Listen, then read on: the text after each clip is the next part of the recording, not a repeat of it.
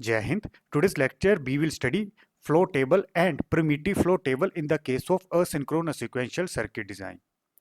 अगर मुझे asynchronous sequential circuit design करना है और मुझे क्वेश्चन में डिफरेंट स्टेटमेंट्स दी गई हैं, अकॉर्डिंग टू दैट स्टेटमेंट मुझे सर्किट डिजाइन करना है, तो जो फर्स्ट स्टेप होता है, मुझे सर्किट की इंटरनल स्टेट डिसाइड करनी होती हैं. There are two type of states. One is present state and second one is next state. This is example of flow table.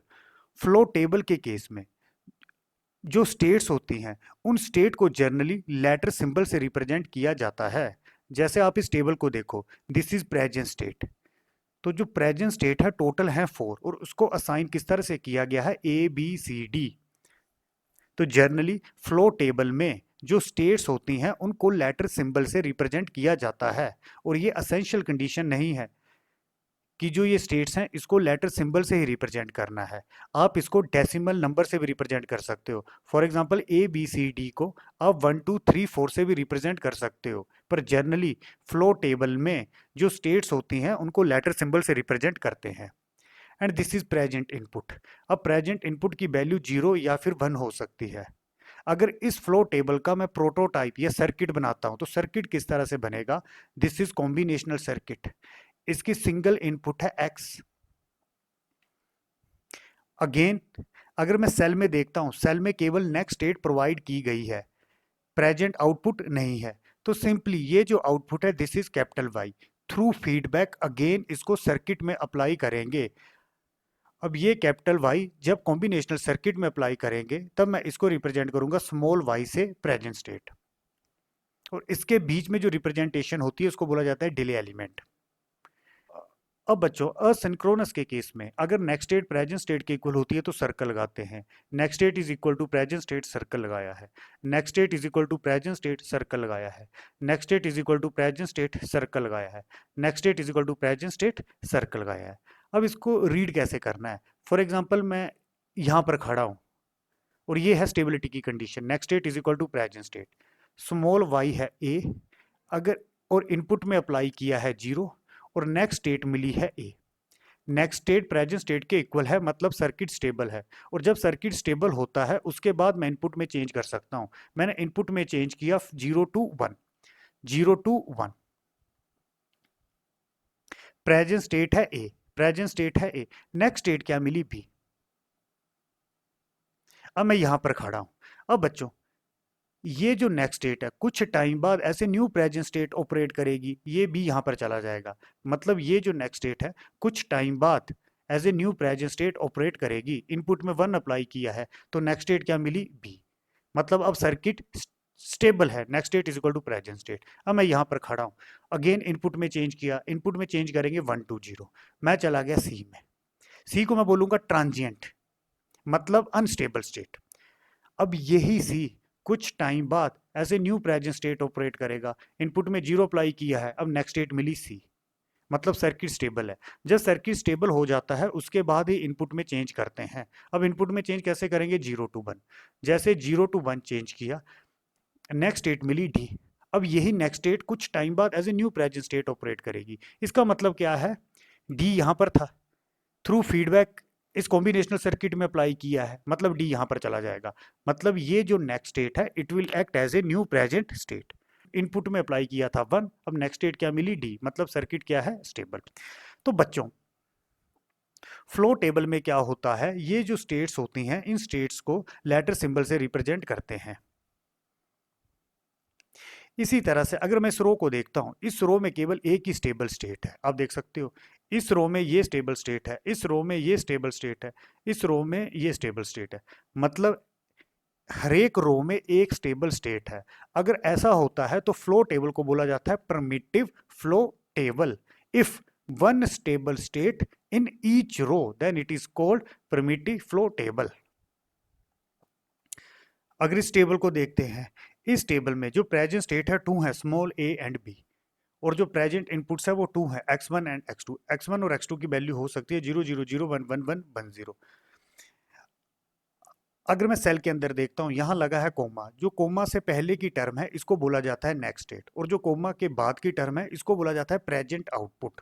Simply इसका जर्नलाइज सर्किट किस तरह से होगा, there are two inputs x1 and x2, this is combinational circuit. ये जो कोमे की बात की टर्म है, these are the present output, इसको जेड से रिप्रेजेंट किया, और यहाँ से आउटपुट उठाई थ्रू फीडबैक, अगेन इनपुट में अप्लाई कर दिया, this is delay element representation. तो this is capital Y, this is small Y. अब बच्चों इसको रीड कैसे करना है, फॉर एग्जाम्पल मैं यहां पर खड़ा हूं, सर्किट है स्टेबल, इस केस में क्या है, प्रेजेंट स्टेट है ए, प्रेजेंट इनपुट है 0 0, आउटपुट क्या मिली, प्रेजेंट आउटपुट 0, और नेक्स्ट स्टेट क्या मिली ए, next state is equal to present state, circuit है स्टेबल। अब सर्किट स्टेबल है तो उसके बाद मैं इनपुट में चेंज कर सकता हूं। अब ये जो असिंक्रोनस सीक्वेंशियल सर्किट होते हैं इसको हम फंडामेंटल मोड में स्टडी करते हैं। फंडामेंटल मोड में क्या होता है, एट ए टाइम एक इनपुट में चेंज कर सकते हैं। There are two inputs x1 x2, x1 और x2 की वैल्यू है 0 0। अब सर्किट है स्टेबल, अब मुझे इनपुट में चेंज करना है। एट ए टाइम मैं एक इनपुट वेरिएबल में चेंज कर सकता हूं। मैं इस तरह से कभी भी नहीं करूंगा कि इकट्ठे दोनों इनपुट में चेंज कर दिया, एट ए टाइम एक इनपुट में चेंज करेंगे। फॉर एग्जांपल मैं यहां से यहां गया तो x1 में चेंज हुआ 0 to 1 और x2 रहा 0, आप देख सकते हो। अब नेक्स्ट स्टेट क्या मिली, b, आउटपुट क्या मिली 0। अब यही नेक्स्ट स्टेट जो b है कुछ टाइम बाद ड्यू टू फीडबैक यहां पर आ जाएगी, मतलब ये जो नेक्स्ट स्टेट है it will act as a new present state. Input में अप्लाई किया है 1 0, अब नेक्स्ट स्टेट मिली b 0, अब नेक्स्ट स्टेट प्रेजेंट स्टेट के इक्वल है तो यहां पर लगा दिया है सर्कल, मतलब ये स्टेबल स्टेट है। तो सिंपली जहां पर नेक्स्ट स्टेट प्रेजेंट स्टेट के इक्वल है वहां सर्कल लगा लेने हैं। आप देख सकते हो नेक्स्ट स्टेट प्रेजेंट स्टेट के इक्वल है, सर्कल लगाया है, नेक्स्ट स्टेट प्रेजेंट स्टेट के इक्वल है, सर्कल लगाया है। अब बच्चों ये जो टेबल है इसको मैं बोलूंगा flow table, this is not primitive flow table. अगर मैं रो को चेक करता हूं, इस रो में 3 स्टेबल स्टेट है, 1 2 3, इस रो में 2 स्टेबल स्टेट है, 1 2। और प्रिमिटिव फ्लो टेबल में क्या होता है, जनरली एक रो में एक स्टेबल स्टेट होती है, यहां पर एक से ज्यादा है तो this is known as flow table and this is known as primitive flow table. या आप इस तरह से याद रख सकते हो, दोनों ही फ्लो टेबल है। तो फ्लो टेबल में क्या होता है, during the design of asynchronous sequential circuit it is more convenient to name the state while letter symbol without making specific reference to their binary value। तो सिंपली क्या होता है, जब हम सिंक्रोनस सर्किट का डिजाइन करते हैं, और डिजाइन कैसे करेंगे, हमें स्टेटमेंट्स दी गई हैं, अकॉर्डिंग टू स्टेटमेंट मुझे सर्किट डिजाइन करना है। तो इनिशियली मैं इंटरनल स्टेट डिसाइड कर लेता हूं, और इंटरनल स्टेट को किससे रिप्रेजेंट करते हैं, जनरली लेटर सिंबल से रिप्रेजेंट करते हैं, जैसे यहां पर ए बी सी डी या ए बी से रिप्रेजेंट किया गया है। और फ्लो टेबल में इन इंटरनल स्टेट्स के लिए हम बाइनरी वैल्यू मेंशन नहीं करते, आप देख सकते हो, without making specific reference to binary values. Such table is also called flow table and it is similar to transition table such that internal state are symbolized with letter than binary number। अब ये जो flow table है एक तरह से ये transition table के similar होते हैं। अब ये ट्रांजिशन टेबल क्या होता है, इसको हमने पहले के लेक्चर में स्टडी किया है। ट्रांजिशन टेबल में क्या होता है, ये जो स्टेट्स होती हैं इन स्टेट्स को हम बाइनरी वैल्यू में रिप्रेजेंट करते हैं, और फ्लो टेबल में इन स्टेट्स को हम लेटर सिंबल से रिप्रेजेंट करते हैं। आप देख सकते हो